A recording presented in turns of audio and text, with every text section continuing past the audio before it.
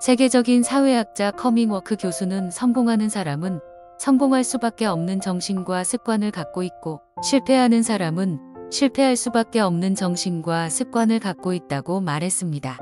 그는 성공적인 삶을 살기 위해서는 다음의 4가지 요인을 갖추어야 한다고 말하고 있습니다. 첫째는 지능지수입니다. 지능지수는 일반적으로 IQ로 약칭됩니다. IQ가 100이면 표준의 지능을 의미하고 100 이상이면 표준 이상이고 100 이하이면 표준 이하입니다. 성공하려면 IQ가 100은 되어야 합니다. 둘째는 지식이 있어야 한다고 말합니다. 지식은 지능과는 다릅니다. 아무리 좋은 두뇌를 가졌다고 해도 그 두뇌의 공부를 통하여 지식을 채워두지 못하면 성능이 좋은 컴퓨터에 아무것도 입력하지 않는 일과 같습니다. 셋째는 기술입니다. 기술이란 삶에 필요한 능력이자 실력입니다.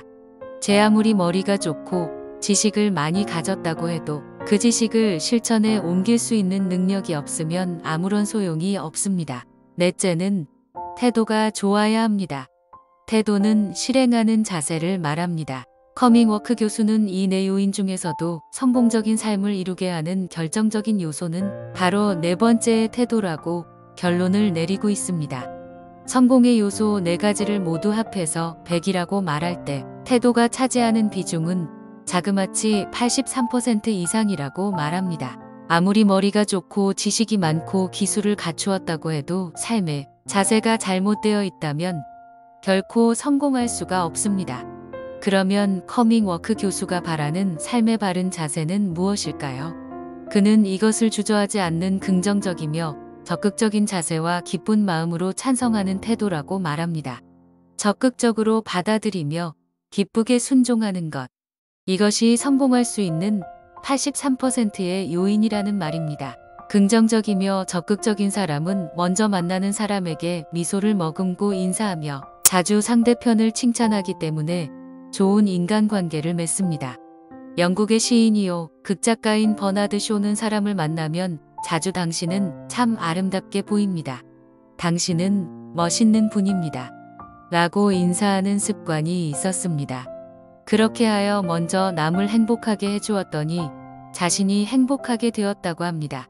긍정적이며 적극적인 사람은 사업에 성공할 수 있는 확률이 높습니다. 미국이 경제공황으로 어려움을 겪고 있을 때 펜실베이니아의 월터 합이라는 사람이 있었습니다.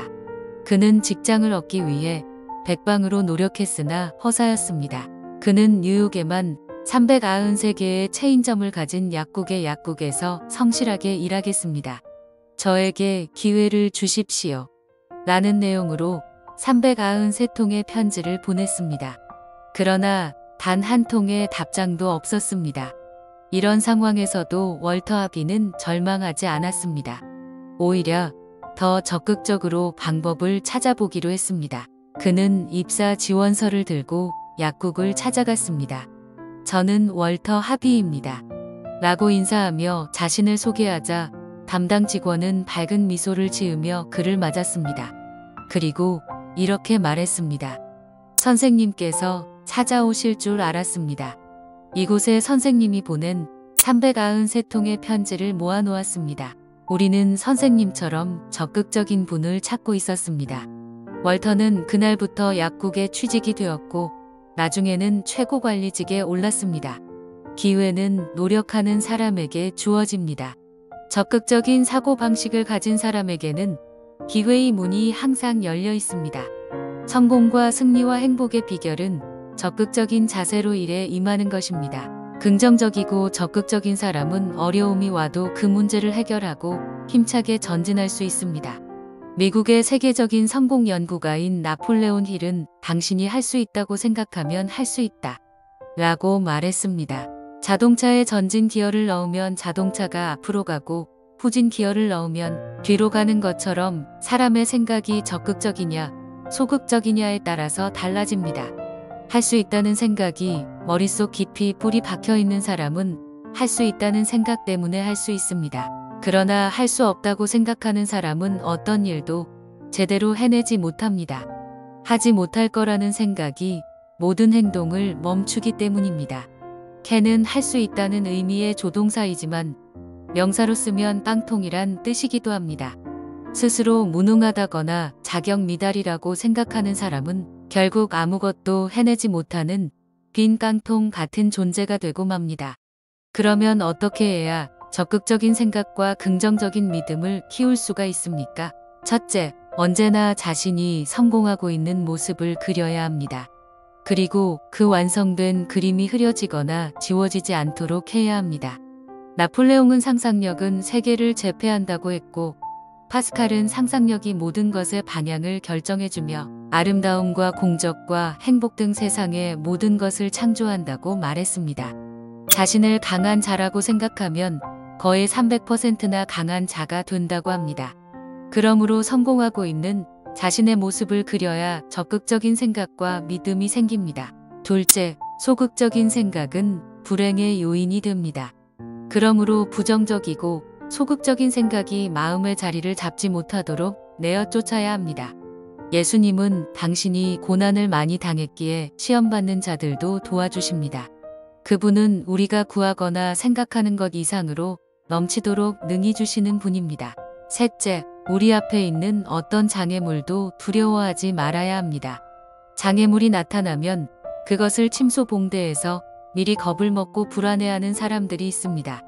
어려움이 생기면 그 장애물을 사실보다 도리어 적게 보고 별것 아니라는 생각을 가져야 합니다.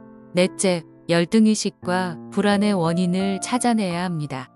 열등의식은 대개 어린 시절에 싹트는데 그 원인을 정확히 파악해서 그것을 역이용해서 하나님을 더 굳세게 의지하면 적극적인 사람이 됩니다.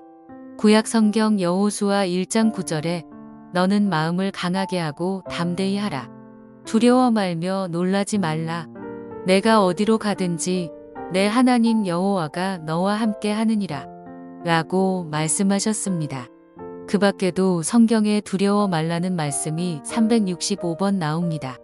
하나님은 매일 한 번씩 두려워 말라고 하시는 것과 같습니다.